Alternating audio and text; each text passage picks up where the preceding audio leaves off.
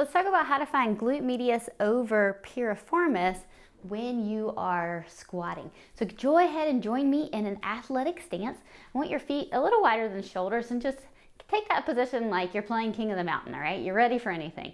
Now from this position, I want you to push out on your feet, okay? Like you're trying to slide the floor across, okay? So evenly weight your feet and then I want you to push open.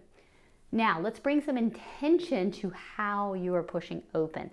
I want you to think about pushing open with your heels.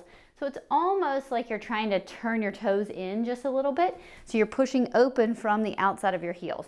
But instead of turning, you're more thinking about pushing straight out. So I'm trying to push my heels to the wall on either side. So join me in that. Do you feel that glute medius light up? Because I know I sure do. Now, I want you to think about pushing your toes open. And I want you to think when you push your toes open this time, I want you to think about turning your feet out a little bit. So you're not actually turning your feet out, but you're thinking about turning your feet out. Okay, a lot of times this kind of screw mechanism is a way people cheat their arch.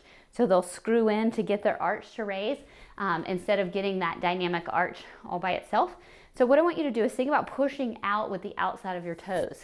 Okay, so push out like you're trying to turn your feet open and just hold that for a little bit. It doesn't feel great, does it? Do you feel that piriformis light up? Did you feel the work move from your glute medius down deeper into those deep hip rotators?